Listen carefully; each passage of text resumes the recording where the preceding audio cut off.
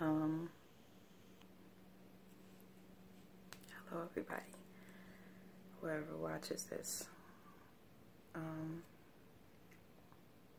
Hope you're having a great day, and if you're not, I hope you make it a great day. Hope you do at least one good thing for yourself every single fucking day. It's very important too. One of the things that I've learned after 41 years, it took me, and I'm still like in the process of learning this lesson fully, is other people's expectations of you. I spoke the other day about the expectations you have on people and how it can ruin relationships. But there's also the expectations that other people have on you that ruin relationships as well. As a regular human being, it is so hard to keep up. Regular human being, that sounds so stupid. As a person who doesn't suffer from any mental illnesses or disturbances or any physical disturbances, whatever the case may be, any illness, like a regular, healthy, that's what I'm trying to say, a healthy person, when you put expectations on a healthy person most likely can handle it or can delegate it properly or in their life, or basically let you know they can't meet that expectation. When you're talking about a person who's mentally ill, the expectation levels change. I think there's a lot of confusion in the mental health world whether you should be having a lot of expectations on a person who's mentally ill or not. I say this because I've been to therapists who say that other people should be more understanding in my life, and I've been to therapists that say I have to learn how to adjust myself so that my illness is not affecting other people in a negative way. If I can't learn to change my ways, then I should learn to adjust myself so that I'm like meeting other people's expectations, basically, like forcibly. And I don't agree with that method at all. I think that there's too many people who suffer from mental illness because they were forced to do things in their life that made them feel uncomfortable, and to put somebody in a position where they have to again try to make themselves fit in or do things to make other people comfortable is just a violation of where's my lighter? I think it's just a violation of their basic rights that were taken away from them initially. And you know, I think it's anti-therapeutic to tell somebody that, but I have been to therapists who have said that. So the thing is, like, I don't know that we always can discern properly whether we're able to do something or not, because we want to do a lot of things. Like, we want to be able and capable of, you know, living, quote unquote, like a regular, normal person. And so, because of that,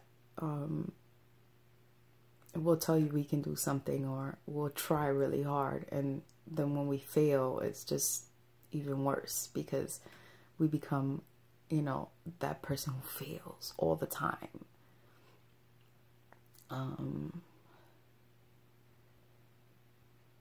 It's really hard to meet people's demands when you're not okay in your head, when you don't know how your day is going to be, when you don't know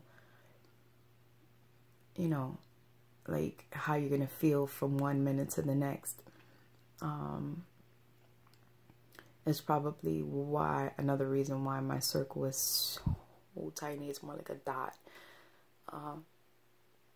I can't always meet people's demands in my life, and it pushes people away because they don't understand. I'm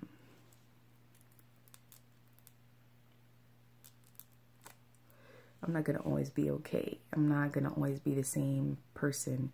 When I am okay, I'm like 100% reliable and very friendly. I keep communication open, very vocal, stand up for myself more. But when I'm not okay, I turn back into that victim, and I get like a victim's mentality, and everything that's done against me is amplified. You know, anything that's done is amplified or turned into something else in my head already. So like, to have expectations of me when I'm trying to deal with like all this crap that's going on in my head, I think it's absolutely insane. Like, and I feel like it would make anybody in my life a bad person because I feel like they're being fucked up. But the thing is, like, I still have to try to understand. Just like I want people to understand that I'm not okay, I have to try to continuously understand that people are not going to be okay with me not being okay. People want a regular me. They don't want this fucked up version of me. And especially when they met me and I was like if you met me at like a good time, oh, it's gonna be a huge letdown when I get like this, when I'm like antisocial, when I don't, you know, it doesn't make for the for the best of times with me. Like, I want to say that I'm not a great friend at that time, but it's not that I'm trying to be. I'm just so tired. Like, I have like zero space in my head to focus on anything but trying to get that in order so that I can become the person that everybody wants me to be.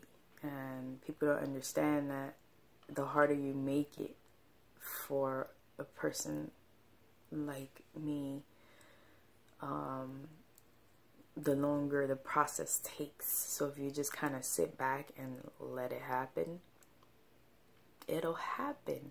And you'll get that person back quicker. But instead, you just like, people tend to like try to complicate that, and that's the part that like gets to me. Like,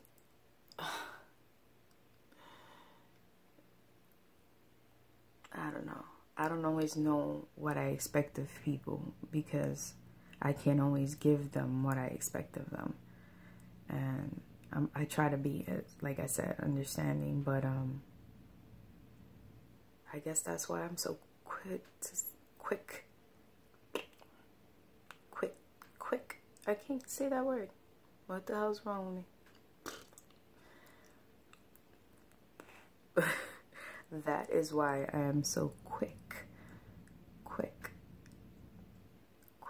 to cut people out of my life, or to back up, or to distance myself. Sometimes I need time, sometimes I need space. And I think that if you're my friend or you're somebody in my life, and you love me, you have to understand and love me enough to let me have these times just like I'm loving you enough to allow you to get frustrated and still deal with you afterward.